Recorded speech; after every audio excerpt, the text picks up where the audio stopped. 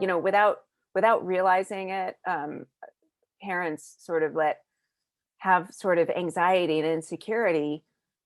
It just comes out of their pores.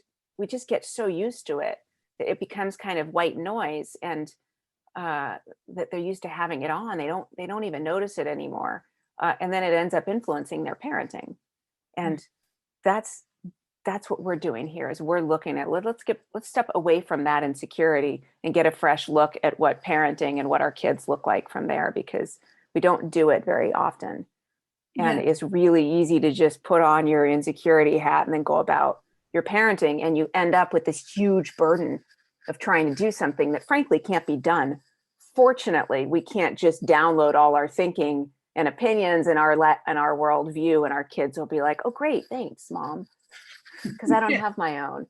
So fortunately they won't let us do that, but it does create enormous pressure trying to do a model like what you're talking about. And so that's exactly what I want to talk about, is when we have our insecurity and our anxiety and feel like they need something, we need to supplement them, we need to fix or change or save them. It really, it wears on the parents, it wears on us. And it destabilizes. I don't need to tell you guys this. Our anxiety and insecurity really destabilizes our kids. But even that you're saying there, that like that is so invisible, the fact that we're parenting from anxiety and insecurity.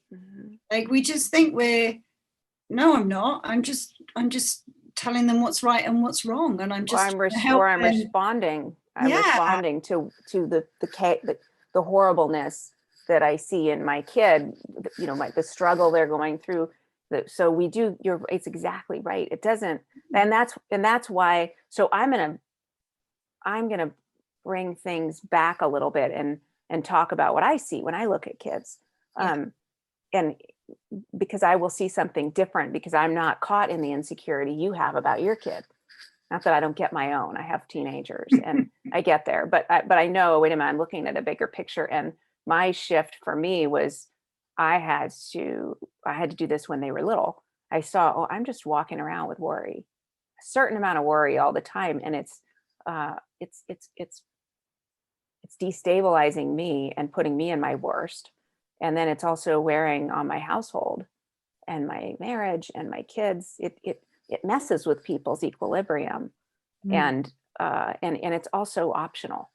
The worrying and the insecurity is optional. It doesn't make any sense. So I'm going to talk about that, and hopefully what I'm talking about will sound a little bit foreign. You want to feel like there's a big gap between where you're at and where you could be.